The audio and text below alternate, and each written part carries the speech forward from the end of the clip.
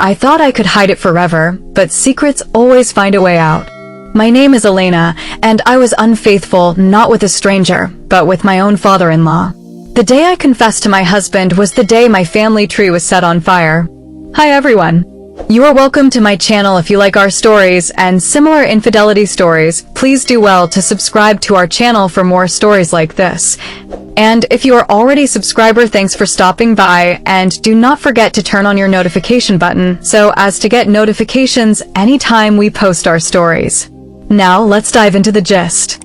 My name is Elena, I am 32, and I live in Arizona with my 2 children. My husband, David, works in Alaska as a contractor. He spends months away, sometimes half a year, before coming home for only a week or 2. I used to tell myself it was worth it, the money, the house, the cars, the security. But money doesn't keep you warm at night.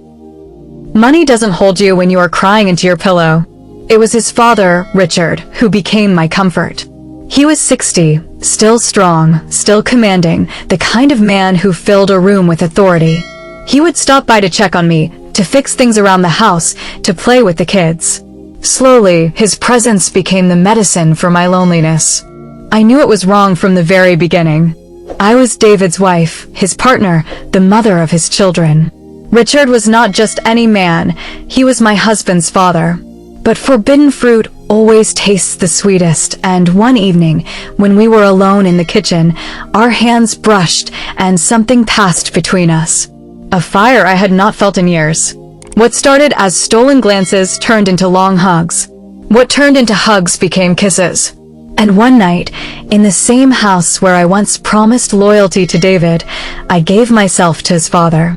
It wasn't just once.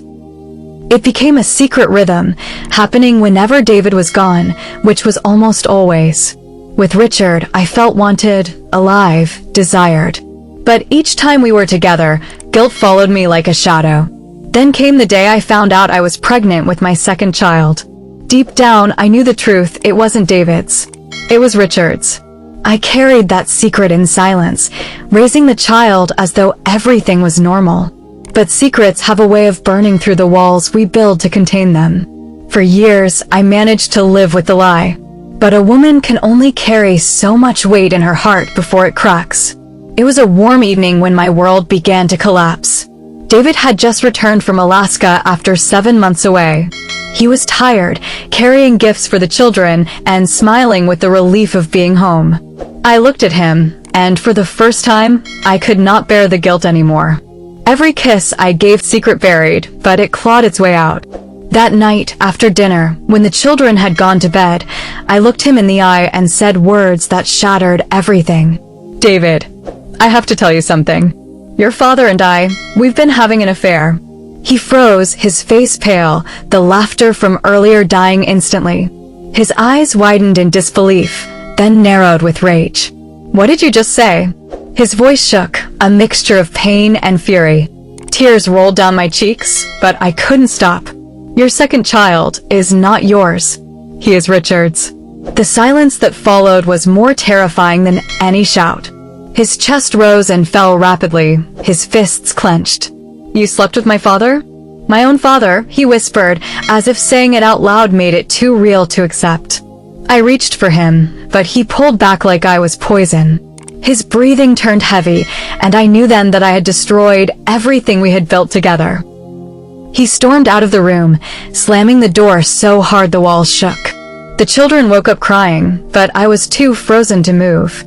My confession had lit a fire that would soon burn everything around us. The next morning, David didn't look at me. He didn't speak. His silence was worse than anger. But by evening, his rage came. He confronted his father in our living room. Richard walked in casually, unaware of the storm waiting for him. You slept with my wife? David's voice cracked as he pointed at me, then at his father. Richard's face dropped. For a moment, the man who always seemed so powerful looked weak. He opened his mouth to speak, but David lunged at him, fists flying.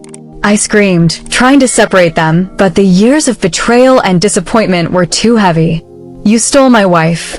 You betrayed your own son. David roared as he punched Richard across the face. Blood trickled from his father's lip. Richard didn't fight back. He just stood there, shame written across his features. "David." "I'm sorry," he said, his voice trembling. "Sorry." David spat. "You ruined my family. You made me raise a child that isn't even mine." The children came running, frightened by the shouting. I pulled them back, tears blinding me. This was the nightmare I had created, and now my home had become a battlefield. David left that night with the kids, leaving me alone in the silence. The house that once echoed with laughter now felt like a tomb. Days turned into weeks, and the weight of my betrayal crushed me. David filed for divorce.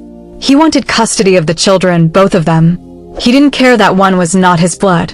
He said he loved them both, but he could no longer love me. Richard, broken and disgraced, moved away. His reputation within the family was ruined. His wife, David's mother, never forgave him. The family that once stood proud was torn into pieces because of my choices. When I saw David in court, he looked at me like a stranger. Cold. Distant. The man who once swore to protect me was gone. I had destroyed not only my marriage, but also the bond between father and son. At night I lie awake, haunted by the sound of David's voice when I confessed. Haunted by the tears in my children's eyes as their world crumbled. People often ask if I regret it. The answer is simple, every single day. I traded loyalty for desire, trust for secrets, and family for loneliness. I wanted love, but in searching for it in the wrong place, I destroyed the very thing I wanted most, a home. Now I am Elena, 32, a woman alone with nothing but my guilt. My story is not one of love, but of betrayal, a betrayal that will echo through generations. Would you like me to also create short descriptions plus hashtags plus keywords, like we did with other stories, so this can be used as a publishable piece? Have you heard or experienced similar situation? Please tell us how you handle it in the comment section, and do not forget to turn on your notification button so as to get notifications anytime we post our stories. Thank you, and see you in my next video.